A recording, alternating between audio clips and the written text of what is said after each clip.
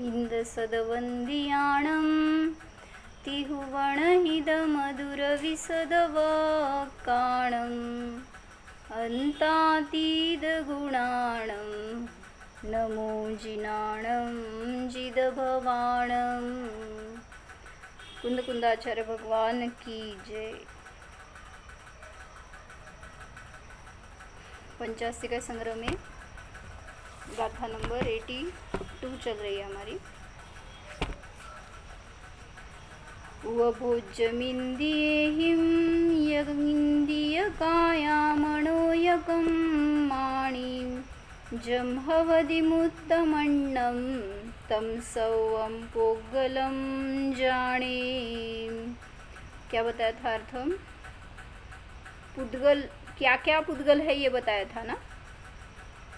तो यहाँ जो भी उपभोग लेने योग्य जो भी विषय है, पांचों इंद्रियों के जो विषय है उपभोग लेने योग्य, वो सब पुद्गल है। क्यों पुद्गल है?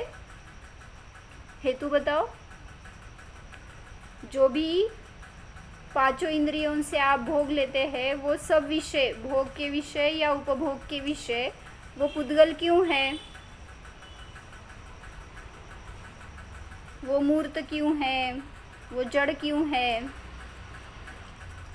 क्योंकि इंद्रिया जड़ है। और उस इंद्रियों के विषय भी फिर जड़ है, ऐसा बताया। तो इसलिए जो उपभोग्य विषय होते हैं, इंद्रियों के द्वारा जो भोगने योग्य विषय होते हैं, वो सब जड़ है, पुद्गल है। फिर आगे बताया था इंद्रिया भी पुद्गल है, काय यानी शरीर भी पुद्गल है, मन यानी द्रव्य मन वो भी पुद्गल है, कर्म में द्रव्य कर्म और नो कर्म दोनों भी पुद्गल है। और तो और उसमें जो परसापेक्ष भाव है वो भाव कर्म भी पुद्गल बताए उपचार से। समय सार की भाषा में जो परिणति होती है वो भी जीव की नहीं है, ऐसा बताया था। इसलिए वो भी जड़ है, पुद्गल है, ऐसा। इसे छोड़कर और जो अन्य मूर्तिक द्रव्य है वो सब जमहवदि अन्नम उत्तम, जो भी अन्य मूर्तिक है वो सब पुद्गल है, ऐसा जानना चाहिए। क्या बताया मैंने अभी? जो भी आप इंद्रियों से भोग लेते हैं, भोग किसे कहते हैं और उपभोग किसे कहते हैं? हाँ, जो एक बार भोग कर नष्ट हो जाए उसे कहते हैं भोग, और जो बार बार भोगा जाए उसे कहते हैं उपभोग। तो जो भी भोग है और उपभोग है इंद्रियों के द्वारा, तो वो सब क्या है? जड़ है। क्यों? अभी उसका हेतु बताया मैंने। क्यों? क्योंकि इंद्रिया जड़ है, तो इंद्रियों के विषय भी जड़ है। मतलब ये अनुमान करके देखो ना, जो आत्मा है वो अतीन्द्रिय है, वो इंद्रियों से गम्य नहीं है, इसलिए इंद्रिय का वो उपभोग्य विषय नहीं है। मतलब आत्मा अतीन्द्रिय है तो अतीन्द्रिय साधन से ही गम्य है, और जो इंद्रियों के विषय है वो इंद्रिया जड़ है, तो उसके विषय भी जड़ पुद्गल ही हो सकते हैं। अभी अवधि ज्ञानी भी जानते हैं परमाणु आदि को। तो जो हमारा ज्ञान है वो इंद्रियों से प्रवृत्त होता है, तो वो इंद्रिय जनित होने से उसको इंद्रिया जड़ है, पुद्गल है, तो वो विषय भी जो भोगने योग्य विषय है वो भी जड़ कहे जाते हैं। तो कौन कौन से विषय देखे थे हमने कल?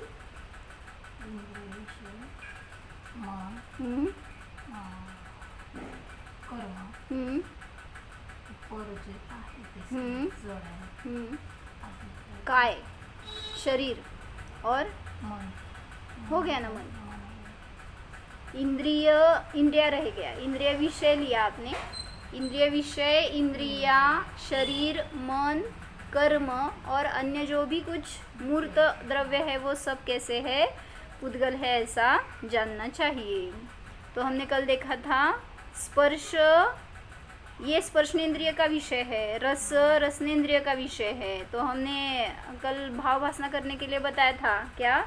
जो भी आप चख रहे हैं तो वहाँ पे पता चला क्या आपको? ये मैं चक रहा हूँ वो पुद्गल है. कुठं काय खायला बसलेलं असतं ते, कधी खातो आणि कधी पोटात जाते असं झालेलं असते. कुठलं ते पुद्गल आणि जीव सगळं विसरून गेलेलं असते त्यावेळेस. तो ऐसे थोड़ा सा कॉन्सेंट्रेट करो. कल जैसे हमने सुना ना उनका, वो भैया जी थे, वो तो हर समय चिंतन में डूबे रहते हैं ऐसा बताया उन्होंने. एक भैया जी का कॉल आया था MP से, तो उन्होंने अपना एक्सपीरियंस बताया.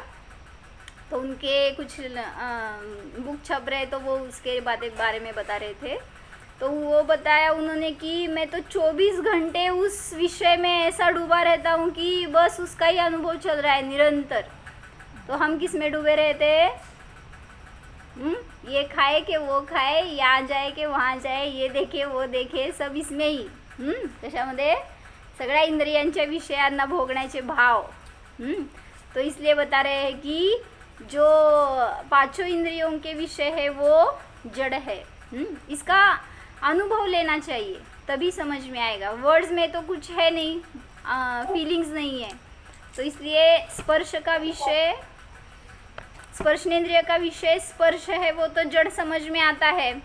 आप जो भी टच करते हैं तो गरम लगा हाथ को तो ऐसे समझ में आता है, क्या बोलते हैं, जल गया हात आपका, चटका बसला तर तिथं वाटतं का हे चटका म्हणजे पुद्गल आहे. कुठलं काय विसरून जातं सगळं त्यावेळेस. पुद्गल नाही आणि जीव ओरडायला लागतं आत्मा त्यावेळेस. तेव्हा आत्मा दिसायला लागतो का?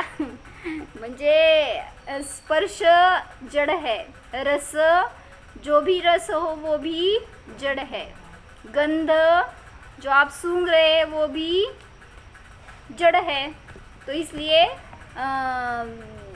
आप जब कोई टेस्ट ले रहे हैं या किसी चीज़ का गंध ले रहे हैं तो उस टाइम पे ये अच्छा है या बुरा है ऐसा ही सिर्फ जानते हैं, लेकिन ये जड़ है, ये मुझसे भिन्न है ऐसा जानना चाहिए, तभी भाव भासना भेद विज्ञान होगा. वर्ण के भी कौन कौन से कलर? सभी जो मूल कलर है या मिक्स कलर है वो सभी जड़ है. क्योंकि वर्ण पुद्गल में ही है, अन्य किसी द्रव्य में नहीं है. शब्द जब सुनते हैं तो शब्द के बारे में तो कितना कुछ कहा है समयसार में. शब्द जो आपको अभी आपको किसी ने बताया, आपने कितना अच्छा खाना पकाया है, कितने फास्ट बनाया है, क्या लगा आपको? शब्द आपको ये जो सुनाई दिए, आपकी प्रशंसा हो गई, आपका मान बढ़ गया, कुछ ऐसे किसी ने आपको और कुछ, आप भले भांति संसार कर रहे हैं, बहुत अच्छे से घर संभाल रहे हैं, ऐसा किसी ने बोला. हम क्या करते हैं उसमें? फूल जाते हैं. मुझे ही कहा है. और क्या बोलते हैं मराठी में? अंगावर मांस चढ़ता है थोड़ा सा जास्त ना. तो शब्द जो प्रशंसात्मक होते हैं वो तो कभी भी नहीं जानने जाते कि ये जड़ है. वो तो मुझे ही कहे ऐसा हम मानते हैं, इसलिए उसमें हर्ष करते हैं. फिर जब निंदा हो गई तो क्या कुछ बना, इसमें कुछ भी नहीं है, ऐसा कोई बनाता है क्या? ऐसे किसी ने आपको कह दिया तो क्या होता है बताओ? मुझे ही कहा है और कितना बुरा बोल रहे हैं मेरे बारे में, ऐसे सब आपकी जो थिंकिंग है ना ये आपको त्रस्त करती है. तो इसलिए जो शब्द है वो न अच्छे हैं न बुरे हैं, वो सिर्फ जड़ है. उसके बारे में आप जो चिंतन करते हैं उसकी वजह से आपको सुख दुख होता है. तो शब्द प्रशंसात्मक हो या निंदात्मक हो, दोनों भी शब्द ही है, जड़ ही है. उसके ज्ञाता बने रहो. जैसे बताया था ना समयसार में एक गाथा बताई है, कौन सी? 373 गाथा है. बोलो, कीर्तिका की बोला. 373 से 4-5 गाथा है ना, उसमें वही बताया उन्होंने, इष्ट क्या, अनिष्ट क्या, अच्छे क्या, बुरे क्या है शब्द, कौन कौन से. निंदित संथुद वर्णाणी पोग्गलाणी परिणमांती बहुगाणी ताणी सुनिऊन रुसदी तुसदीय अहम पुणो भणिदो. क्या बताया? निंदात्मक और स्तुतित्मक जो भी शब्द है, निंदित संतुद संस्तुतित्मक जो शब्द है वो सब पुद्गल है. पोग्गलाणी परिणमंती बहुगाणी ताणी सुनिऊन, वो आप सुन करके क्या करते हैं? ताणी सुणी ऊण रूसदी तुसदी, रुष्ट होते हैं या तुष्ट होते हैं, क्यों? मुझे कहा, अहम पुनो भणी दो, ऐसा मानकर क्या करते हैं हम, उसमें संतुष्ट होते हैं या रुष्ट होते हैं। इसलिए बता रहे हैं कि शब्द तो उद्गल है, चाहे वो कैसे भी शब्द हो, उसको सुनने के बाद ज्ञाता रहो तो सुख है, और उसके अनुसार परिणमन करेंगे तो नियम से दुख ही मिलेगा। तो इंद्रिय विषय जो है वो सभी जड़ है। आगे बता रहे हैं द्रव्येंद्रिया, कौन सी द्रव्येंद्रिया? यही स्पर्शन, रसन, घ्राण, चक्षु और श्रोत्र, ये जो द्रव्येंद्रिया है मतलब वो पौद्गलिक रचना है, उसमें जीव नहीं है, तो वो सब इंद्रिया भी कैसे है? उद्गल है। कल थोड़ा सा चिंतन हुआ था मेरा इसके ऊपर।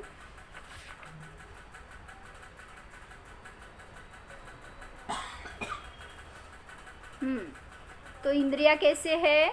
जड़ है, ज्ञान रहित है, आनंद रहित है। माताजी क्या बताते हैं?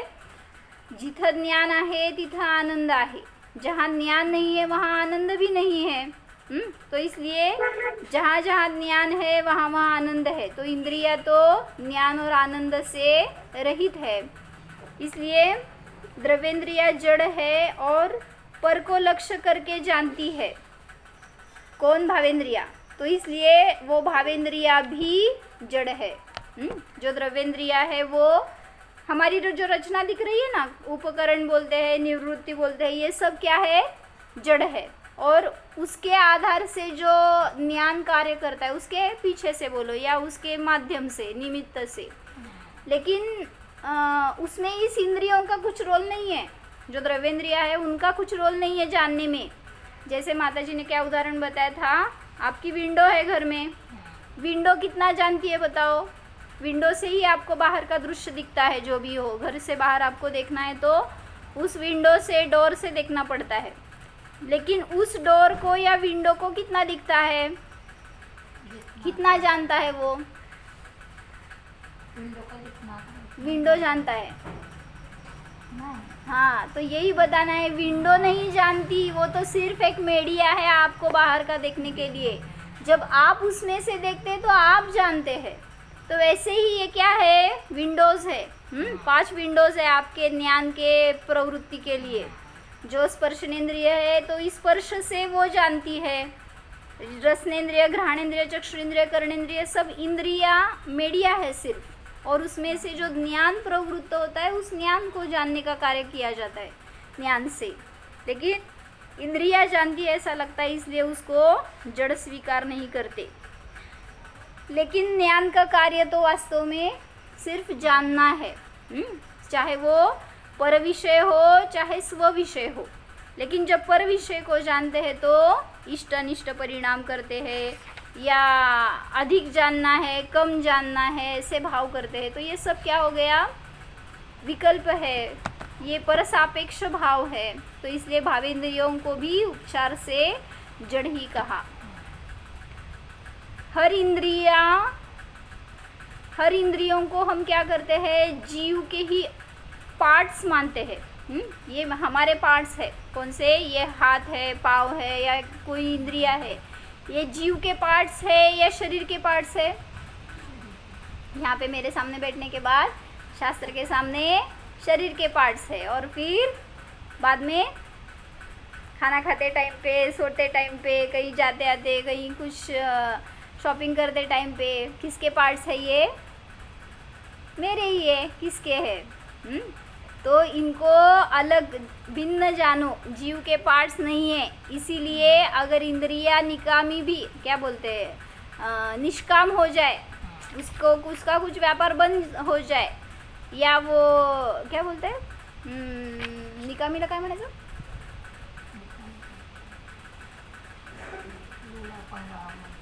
हाँ, लूला हो जाए या अंधा हो जाए कोई, ऐसे वो काम नहीं करे इंद्रिया, तो ऐसे लगता है कि मैं कितना असहाय हूँ। यही इंद्रिया मेरा जीवन था और ये बंद हो गई तो मेरा सर्वस्व नष्ट हो गया। तो यहीं पर भावना हो गई आपसे कि जो इंद्रिया है वो मैं हूँ। तो भेद विज्ञान ऐसा करना चाहिए कि इंद्रिय यानी मैं नहीं हूँ।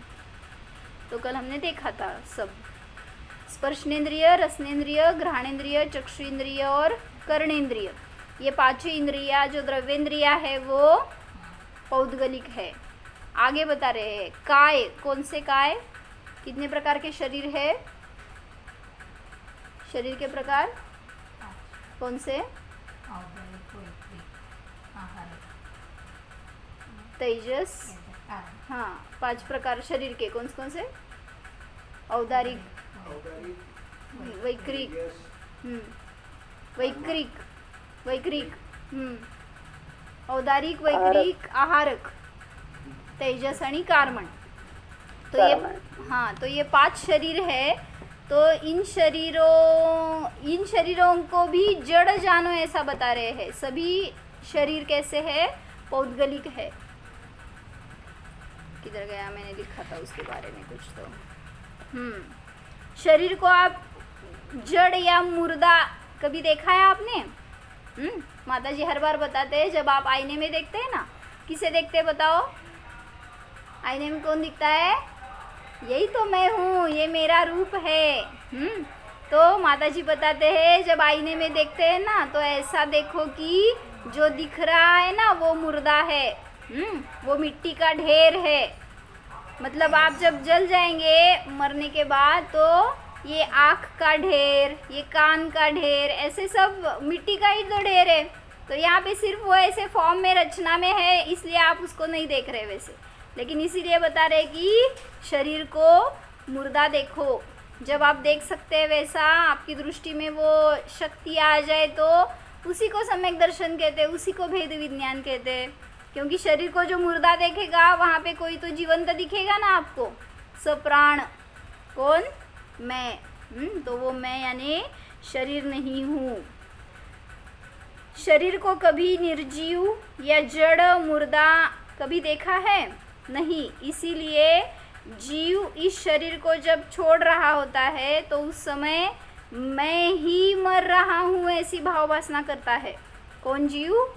वो कोई तो जो नेबर्स है ना, वो कोई आगे वाले पीछे वाले, वो शरीर को ही अपने प्राण मानते हैं, अपना स्वरूप मानते हैं।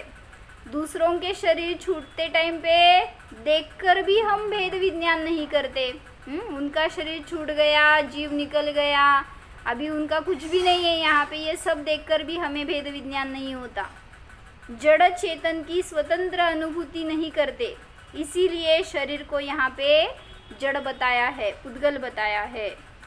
तो शरीर से मैं भिन्न चेतन हूँ, जानने वाला हूँ, ऐसा जानो। तो औदारिक शरीर हो, वैक्रिक शरीर पुद्गलिक है या मूर्तिक है, क्या अमूर्तिक है? वैक्रिक शरीर कैसा है?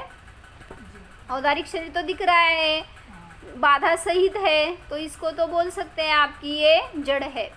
लेकिन वैक्रिक शरीर, अभी आप जहाँ पर भी बैठे हैं ना, वहाँ पे भी व्यंतर रह सकते हैं। तो वो आते जाते रहते हैं अंदर, यहाँ से इस दीवार में से भी ये अंदर आना जाना चलता रहता है उनका।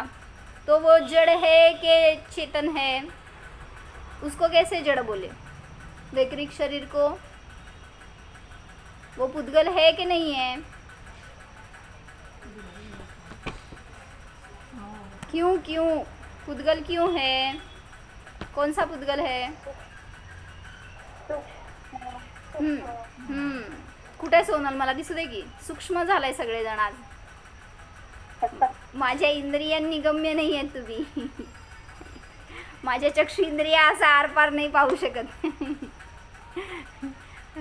तो क्या बताया यहाँ पे, जो वैक्रिक शरीर है वो जड़ ही है, पुद्गलमय ही है। भले ही वो सूक्ष्म है, दिख नहीं रहा है, लेकिन फिर भी जड़ है।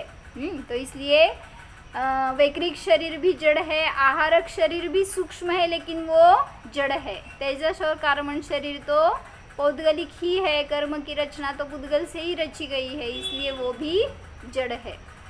इतना बताया। आगे द्रव्य मन, द्रव्य कर्म, नो कर्म, ये सब क्या है? पुद्गल है। अभी मन को जड़ बोल सकते हैं? द्रव्य मन है वो जड़ है, लेकिन उसको भी स्वीकार नहीं करता हमारा मन। मन को जड़ स्वीकार करने के लिए भी मन तैयार नहीं है। क्यों बताओ क्यों? दिखता नहीं है ठीक है ना, लेकिन मन से ही तो मैं विचार कर रहा हूँ ना, फिर उसको कैसे मैं पुद्गलमय बोलूँ? तो इसलिए बता रहे हैं कि जो मन है वो नपुंसक होता है, ऐसा बता रहे हैं। क्यों? क्योंकि पांचों इंद्रियों के स्वयं के विषय है। स्पर्श इंद्रिय का स्पर्श विषय है, चक्षु इंद्रिय का वर्ण विषय है, लेकिन मन का विषय बताओ क्या है? मन का विषय कौन है? क्या पता कौन है? कौन है मन का विषय? मन का कोई भी विषय नहीं है। हाँ बोला क्या? मूर्तिक है ना, मूर्तिक रहने दो ना, लेकिन जैसे ये स्पेसिफिक इंद्रियों के सभी विषय है ना, विशिष्ट विषय है, वैसे मन का क्या विषय है? कल्पना। तो मन का एक स्पेसिफिक विषय नहीं है, मन सभी इंद्रियों के विषयों में व्यापार करता है, इसीलिए उसको नपुंसक कहते हैं। उसका एक स्पेशल विषय नहीं है, किसी इंद्रिय के विषय को वो भोग नहीं सकता। इंद्रिया भोगती है, लेकिन जो मन है वो सिर्फ विकल्प करता है, मतलब भोग लेती है इंद्रिया, और उसमें जो तृष्णा है, जो भोगने के भाव है, ये सब मन के है। उन भोग विषयों में तृष्णा करता है तो ये मन है। मन भी पुद्गल है, इसलिए उस जगह जो क्षयक्षम ज्ञान है, जिसे आप भाव मन कहते हैं, तो वो इष्ट अनिष्ट परिणाम करके विषयों को भोगता है, मतलब भोगने की भावना है सिर्फ वहाँ पर भी। मन तो भोगने वाला नहीं है। सभी विषयों को मन से जानने का विचार करते हैं, इसीलिए मन को अचेतन नहीं मानते। क्या बता रहे? बोला। यदि मन नपुंसक है, ये कौन सी गाथा में या शास्त्र कहाँ पे आया है उल्लेख? ऐसा मतलब पहली बार ही सुनाई आया है ना, बहुत जगह आया है। मैं रेफरेंस देख के बताती हूँ आपको। मन को नपुंसक बोला जाता है क्योंकि उसका, शायद मैंने अंगार धर्मामृत में पढ़ा था, अभी मुझे याद नहीं, देखना पड़ेगा। बहुत सारी जगह आता है मन को। वो जैसे पांचों इंद्रियों को स्वयं का विषय, वैसे मन को विषय नहीं है, वो किसी भी विषय में प्रवृत्ति करता है, इसलिए उसको नपुंसक कहा जाता है। तो क्षयक्षम ज्ञान जो है वो भी परसापेक्ष होने से, उसको जीव का स्वभाव न होने से जड़ कहा जाता है। क्योंकि परिपूर्ण केवल ज्ञान जो है वो मेरा स्वभाव है, क्षयक्षम ज्ञान मेरा स्वभाव नहीं है। और जो जो स्वभाव नहीं है, विभाव है, वो एक तो पर के आधार से होता है इसलिए, या क्षणिक है इसलिए वो मेरा स्वभाव नहीं है, वो जीव नहीं है। वो सब क्या है? अचेतन है, जड़ है, क्षणिक है। तो इसलिए मन भी क्षणस्थायी है, या मन भी जड़ है। आगे बताया है द्रव्य कर्म और नो कर्म, ज्ञानावरण, दर्शनावरण, मोहनीय, वेदनीय, आयु, नाम, गोत्र और अंतराय, ये सब क्या है? द्रव्य कर्म जो है वो जड़ है, पौद्गलिक कर्म जड़ है, और उसके आधार से क्या बोलते हैं आप, जो भाव करते हैं तो भाव कर्म भी कथनचित जड़ है। नो कर्म यानी क्या? हाँ, तो यहाँ पे आया है आगे, पहले आया था वर्णन शरीर का, लेकिन शरीर और इंद्रिया ये नो कर्म ही है, तो वो भी जड़ है। विचित्र पर्याय उत्पत्ति हेतवः अनंतानंत अणुवर्गणाः, अभी ये उन्होंने अच्छे से बताया है, मेरे पास बोर्ड नहीं है, ऐसे ही समझ लेना। लेकिन एक मिनट, मैंने कल क्या पूछा था आपको? इस गाथा में से मतार्थ निकालना है। किस मत का खंडन होता है इस गाथा से, बताओ? ये गाथा क्यों बताई? इससे किस मत का खंडन होता है, या जिन मत का मंडन कैसे होता है?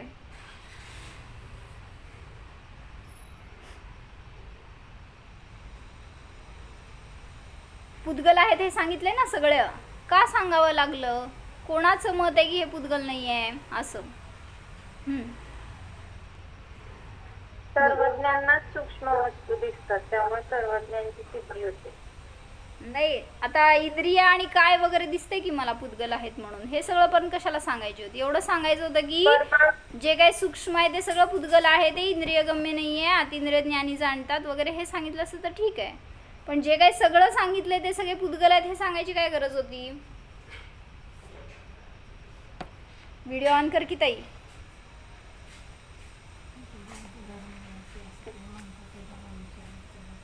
काय? हाँ हाँ हाँ, किस मत का खंडन हो गया इसमें, ये बता पूछा ना था मुझे. दीपाली भाभी कुठं गेलाय? का अदृश्य चारवाक झाला? मतवादां का? मताबद्दल तिथे थोडंसं माहित नाही सांगू शकत, म्हणजे ते ज्ञानिक विषय डिटेल मध्ये नाही माहिती. नाही नाही, मी म्हणाले तुम्ही अदृश्य का झालाय असं विचारलो. प्रीती भाभी,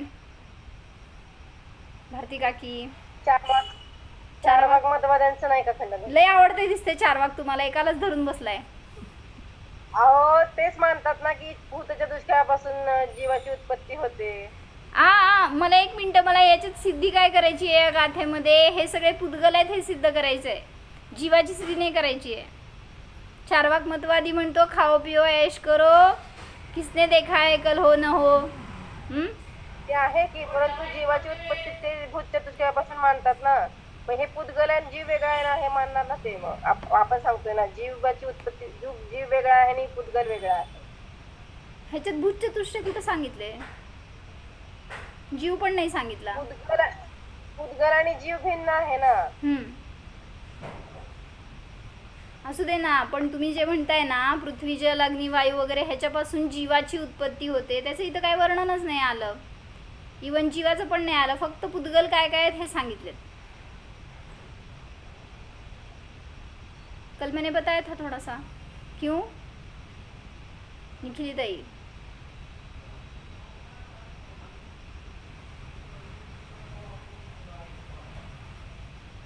अभी आज सुबह मैंने थोड़ा चिंतन किया था 5 बजे, जब ये सभी मतवादी मेरे सामने आए थे ना, तो उनके साथ में चर्चा कर रही थी. तो जो ज्ञानाद्वैतवादी होते हैं ना, वो क्या बताते हैं बोलो? सभी अद्वैत रूप से ज्ञान ही है.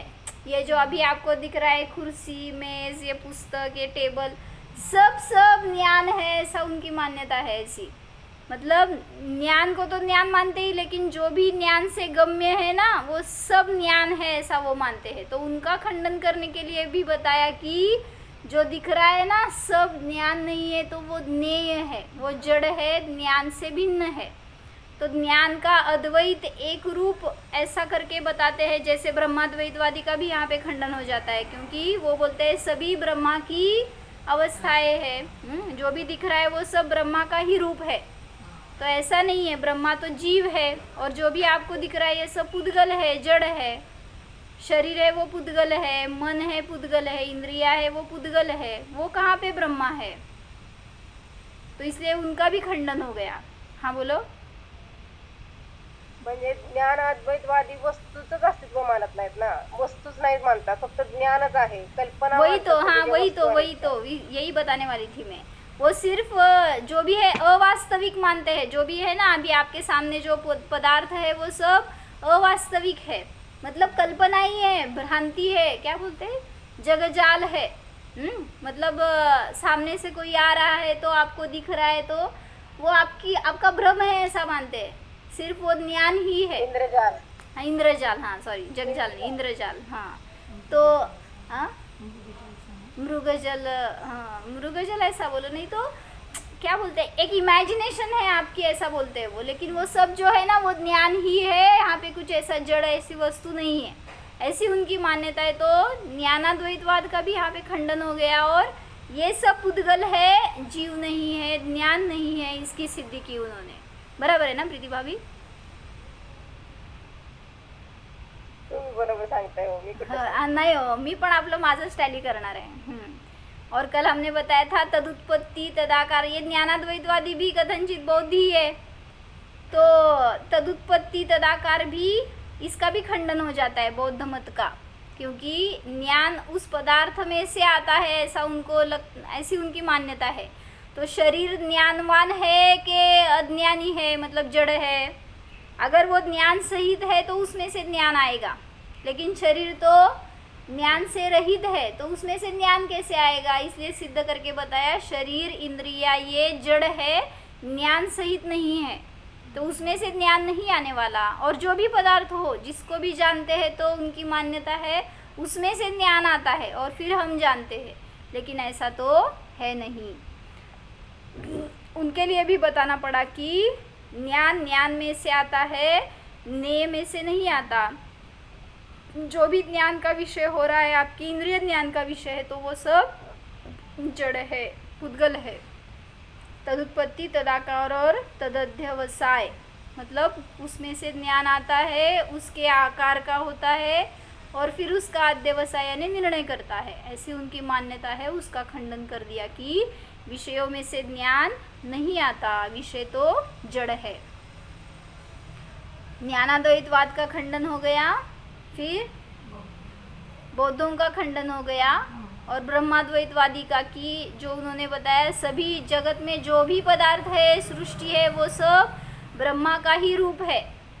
जो आपको पर्वत, नदी ये सब दिख रहे हैं ना, जो पेड़ वगैरह सब क्या है? ब्रह्मा का रूप है, ब्रह्मा की ही रचना है, ऐसा वो मानते हैं। रचना इन द सेंस ब्रह्मा से ही उत्पन्न हुआ है वो सब। लेकिन उनका खंडन करने के लिए बताया कि हर द्रव्य स्वतंत्र है, हर द्रव्य का परिणमन स्वतंत्र है, किसी ब्रह्मा के अधीन नहीं है।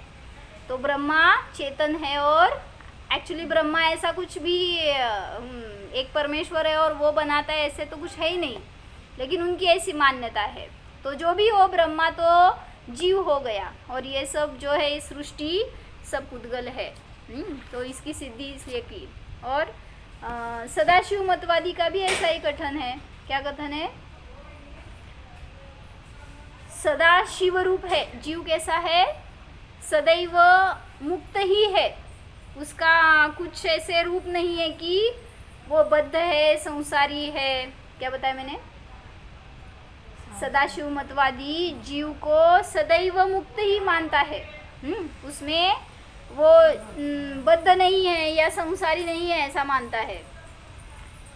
द्रव्य कर्म नहीं मानता, नो कर्म नहीं मानता। और फिर अगर जड़ ये बंधन नहीं मानेंगे तो जीव तो हमेशा मुक्त ही हो जाएगा। आपको किस किस का बंधन है बताओ? शरीर का बंधन है और घर का बंधन है और दुकान का बंधन है। दुकान में बैठे ना? कहाँ पे बैठे प्रगति ताई? कहाँ पे बैठे हैं? दुकान में है ना, दिख रहा है मुझे। और दुकान में ऐसे बैठेंगे तो बेचती हूँ यहाँ से किसी को, ऐसे ही लेके जाएंगे सब कुछ सामान आपका हाँ, तो ऐसे बोल रहे हैं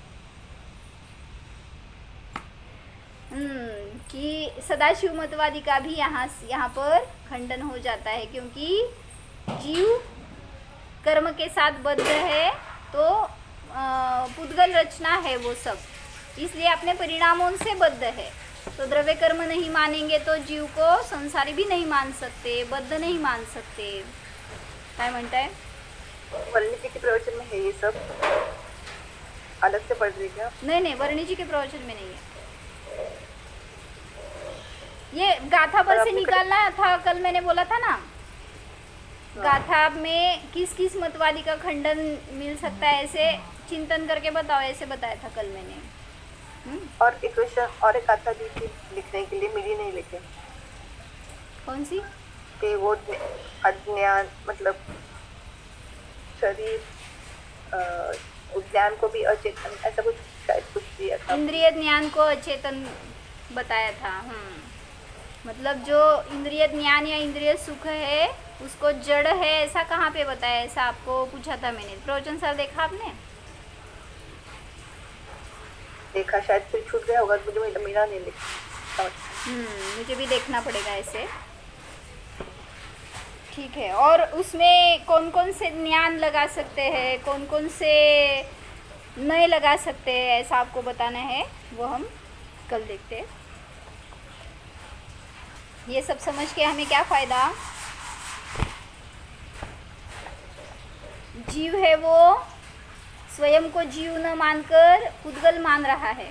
तो इसलिए पुद्गल का स्वरूप क्या है, कौन कौन पुद्गल है, ये सब बताकर आपको भेद विज्ञान करा रहे हैं कि मैं जीव जो हूँ उस सभी पुद्गलों से भिन्न जानने वाला हूँ। ऐसा जानेंगे तो हमें अभी भी आनंद की प्राप्ति है।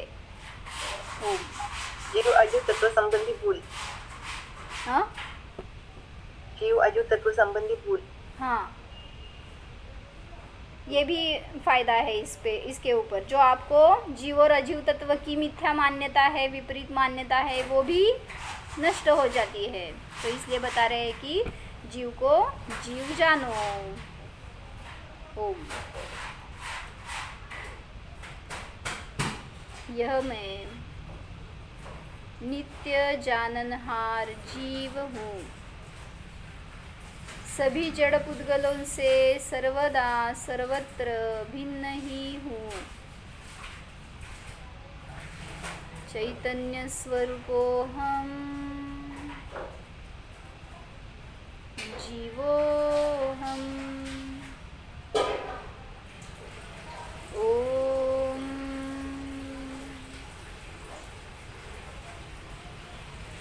विसर्जन। नमो